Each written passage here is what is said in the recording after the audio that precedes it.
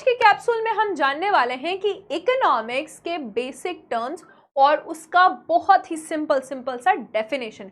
सबसे पहला टर्म है सकल घरेलू उत्पाद। बहुत सिंपल सा मतलब है, यानी कि एक देश के अंदर जो भी चीजें बनाई गई हैं, जो भी गुड्स प्रोड्यूस हुए हैं या जो भी सेवा दी गई है, जो भी सर्विसेज दिए गए हैं, उसका वैल्यू। इसका मतलब जैसे इंडिया है, इंडिया में कोई भी कंपनी हो, चाहे वो इंडियन कंपनी हो, चाहे वो जर्मन कंपनी हो, चाहे वो चाइनीज कंपनी हो, अमेरिकन कंपनी हो, यानी कि देश के अंदर कोई भी कंपनी काम कर रही है या कोई भी व्यक्ति काम कर रहा है, उनके द्वारा जितने भी गुड्स एंड सर्विसेज बनाए गए हैं, दिए गए हैं, उनके वैल्यू को हम जीडीपी कहते हैं। यानी कि इसमें इंपॉर्टेंट है देश के अंदर, है ना, चाहे वो कोई भी देशवासी हो, लेकिन एक देश के अंदर एक साल में, यानी कि एक फाइनेंशियल ईयर में जितना भी गुड्स एंड सर्विसेज प्रोड्यूस हुआ है, उसके वैल्यू को हम सकल घरेलू उत्पाद यानी कि ग्रॉस डोमेस्टिक प्रोडक्ट कहते हैं। डोमेस्टिक यानी कि देश के अंदर। उसके बाद एक और शब्द आता है कि शुद्ध घरेलू उत्पाद क्या है, यानी कि ग्रॉस। तो हमने सकल बनाया। नेट डोमेस्टिक प्रोडक्ट क्या है? ठीक है, मान लीजिए ये कंघी है, आज मैंने ये कंघी खरीदी है, ये 50 रुपए का है, कल से इसका वैल्यू कम होने लगेगा। अगर 2 साल बाद मैं ये कंघी बेचने जाऊं तो शायद 10 रुपए का बिकेगा, यानी कि 40 रुपए का वैल्यू इसका खत्म हो गया। तो समय के अनुसार, समय रहते रहते किसी भी चीज का वैल्यू कम हो जाता है, उसको हम डिप्रिसिएशन कहते हैं। आपके घर में पंखा है, आज आपने 2000 का लिया, कल बेचने जाओगे तो 1000 का बिकेगा, यानी कि उसका जितना पैसा, उसका वैल्यू कम हुआ, उसको हम माइनस कर देंगे अगर हम जीडीपी से, तो जो वैल्यू हमारे पास निकलेगा वो नेट जीडीपी निकलेगा, यानी कि शुद्ध डोमेस्टिक प्रोडक्ट। तो जीडीपी का मतलब देश के अंदर कोई भी चीज जो बनाया गया, उसके गुड्स और सर्विसेज जो प्रोवाइड किए गए, उसका वैल्यू। और अगर उसके वैल्यू कम हो गए तो उसको आप उससे माइनस कर दीजिए, तो आपके पास आ जाएगा शुद्ध घरेलू उत्पाद, यानी कि एनडीपी, नेट डोमेस्टिक प्रोडक्ट।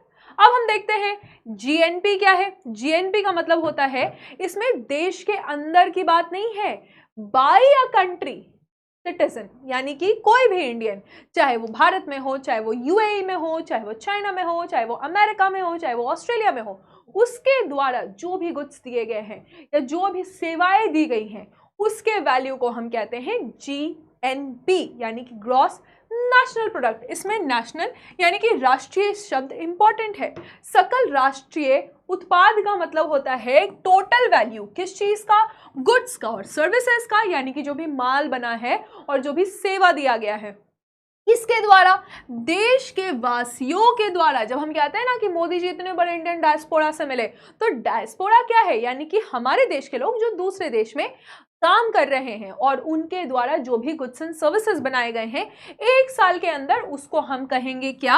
उसको हम कहेंगे जीएनपी। यानी कि अमेरिका की अगर बात करेंगे तो अमेरिका में तो बहुत सारे अमेरिकन कंपनीज हैं, लेकिन दुनिया भर में भी तो इतने सारे अमेरिकन कंपनी है, तो वो सब का जब हम वैल्यू कैलकुलेट करेंगे, उनके द्वारा गुड्स एंड सर्विसेज का वैल्यू कैलकुलेट करेंगे, तो वो अमेरिका का जीएनपी हो जाएगा। और जब हम उससे डिप्रिसिएशन को माइनस कर देंगे, यानी कि उसकी जितने वैल्यू कम हो गए उसको हम माइनस कर देंगे, तो वो उसका एनएनपी हो जाएगा, यानी कि नेट नेशनल प्रोडक्ट। यहां तक आपको समझ में आ गया, शुद्ध राष्ट्रीय उत्पाद।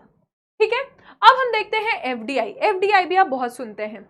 मान लीजिए कि कोई अमेरिकन है या कोई अमेरिकन कंपनी है और वो अपने देश में निवेश करती है, तो उसको हम कहते हैं प्रत्यक्ष विदेशी निवेश, यानी कि कोई ऐसा इन्वेस्टमेंट जो कि एक कंपनी या फिर किसी एक व्यक्ति द्वारा दूसरे देश में किया गया। कल को आप बहुत बड़े बिजनेसमैन बन गए और आपने दुबई में कुछ पैसे निवेश कर दिए, तो वो आपका एफडीआई हो जाएगा, यानी कि फॉरेन डायरेक्ट इन्वेस्टमेंट हो जाएगा।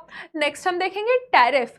तो फॉर एग्जाम्पल, ये फोन मैंने दुबई से मंगवाया है, दुबई में अगर जाके मैं इस फोन को खरीदती तो मुझे 80,000 रुपए लगते, लेकिन इंडिया मंगवाने में मुझे लग गए 1,00,000 रुपए। तो ये जो 20,000 रुपए है वो क्या है? वो टैरिफ है। जब भी हम किसी दूसरे देश से अपने देश में कोई प्रोडक्ट मंगवाते हैं, कोई सामान मंगवाते हैं या कोई भी सेवा लेते हैं, तो बीच में हमें टैक्स देना पड़ता है, हम पे एक टैक्स इंपोज होता है, जिसके कारण मंगाए हुए सामान क्या होता है? महंगे हो जाते हैं। आप कभी मार्केट जाइएगा तो बोलेगा ये इंपोर्टेड सामान है, इंपोर्टेड सामान महंगे होते हैं। चॉकलेट्स भी आते हैं, इंपोर्टेड चॉकलेट है, क्यों महंगे होते हैं? क्योंकि उन पे ऑलरेडी एक टैरिफ लगा होता है, एक टैक्स लगा होता है, तो इस शब्द को हम टैरिफ कहते हैं। अब अपने देश में अगर बिजनेस करना हो तो कहाँ बिजनेस करेंगे? क्यों ऐसा है कि बिहार में कोई बिजनेस नहीं करता है? क्योंकि बिहार के पास विशेष आर्थिक क्षेत्र नहीं है, यानी कि स्पेशल इकोनॉमिक जोन नहीं है। क्या होता है स्पेशल इकोनॉमिक जोन?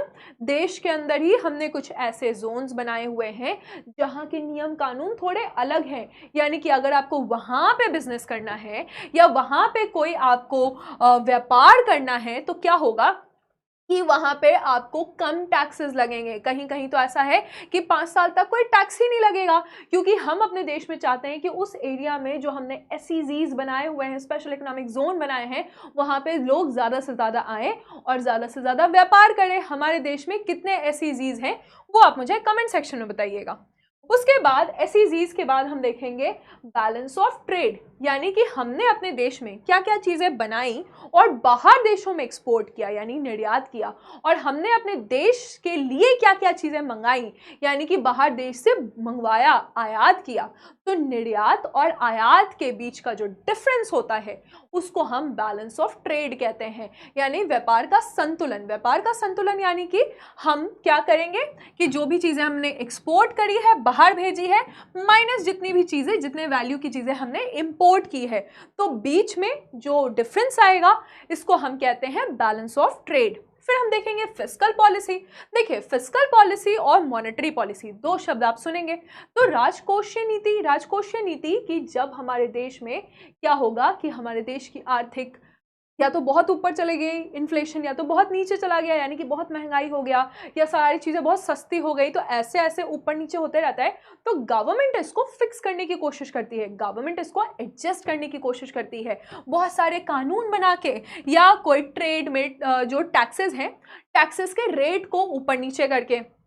तो जब टैक्स बढ़ जाता है या टैक्स कम हो जाता है या कोई नया कानून आ जाता है, तो सरकार क्या कोशिश कर रही है? सरकार कोशिश कर रही है कि आर्थिक स्थिति को ठीक किया जाए। इसको राजकोषीय नीति कहती है। और जब वही चीज़ आरबीआई करने की कोशिश करती है तो उसको कहते हैं मॉनेटरी पॉलिसी, यानी कि सेंट्रल बैंक जो पूरे हर देश में होता है, हमारे देश में रिजर्व बैंक ऑफ इंडिया है।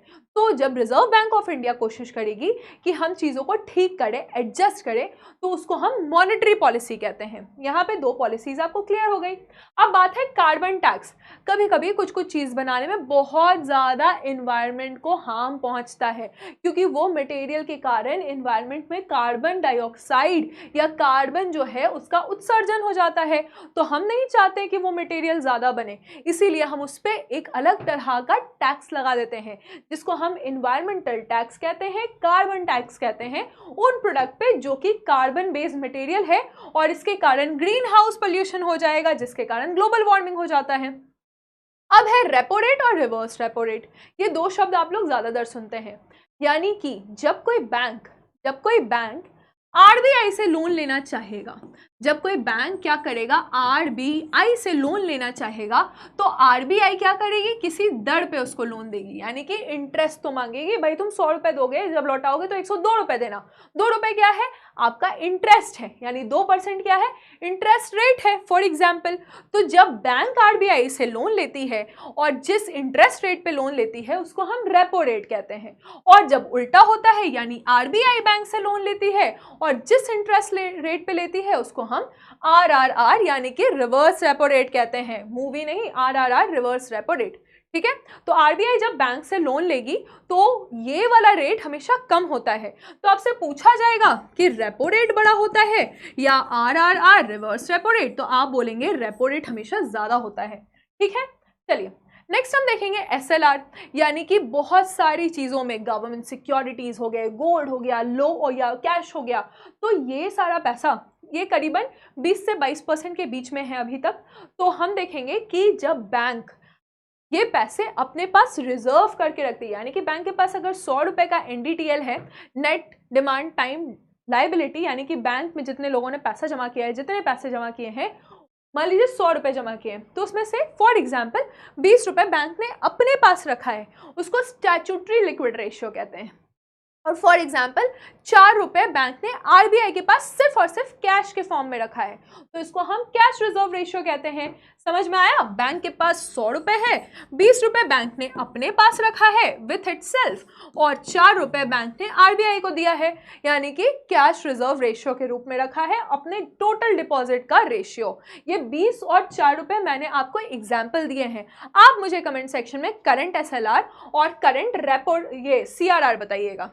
नेक्स्ट, मॉनेटरी पॉलिसी हम समझ चुके हैं, यानी कि आरबीआई कोशिश कर रही है कि हम अर्थव्यवस्था को एडजस्ट करें, ठीक करें। फिर हम देखेंगे इन्फ्लेशन। इन्फ्लेशन का मतलब तो आप सभी को पता है, महंगाई, डायन, है ना।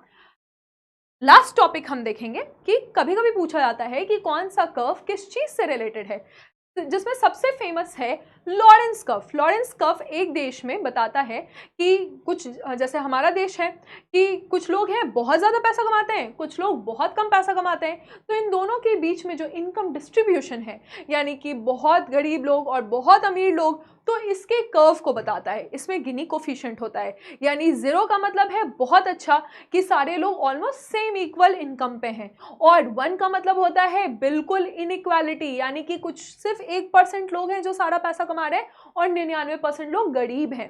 तो इसको 1905 में बनाया गया था लॉरेंस कर्व को, मैक्स ओ लॉरेंस द्वारा। फिर हम देखेंगे कुज़नेट कर्व। कुज़नेट कर्व इकोनॉमिक ग्रोथ और इनकम इनइक्वालिटीज के बारे में बताता है। इसमें जो ग्राफ है एक्स एक्सिस और वाई एक्सिस, वो इकोनॉमिक ग्रोथ है कि ग्रोथ के साथ साथ कैसे इनकम इनइक्वालिटी कम होगा, राइट। फिर है फिलिप्स कर्व। फिलिप्स कर्व में इन्फ्लेशन के बारे में बताया जा रहा है, तो इन्फ्लेशन के बारे में यहाँ पे बताया जा रहा है फिलिप्स कर्व में। और लास्ट हम देखेंगे, इसमें इन्फ्लेशन और अनएम्प्लॉयमेंट है बेसिकली, ठीक है। तो इन्फ्लेशन और अनएम्प्लॉयमेंट है कि कैसे कैसे इन्फ्लेशन जब बढ़ेगा तो अनएम्प्लॉयमेंट कम होना चाहिए, है ना। और इसके बाद हम लास्ट में देखेंगे लैफर्ड कर्व। लैफर्ड कर्व है टैक्स रेट और टैक्स रेवेन्यू के बारे में। तो कैसा लगा आपको इकोनॉमिक्स के इंपॉर्टेंट टर्म्स, बताइएगा कमेंट सेक्शन में। और इस तरह के कोई भी आपको टॉपिक जो परेशान कर रहे हैं वो भी बताइएगा, ताकि जल्दी से जल्दी हम उसका सफाया कर सकें। Thank you.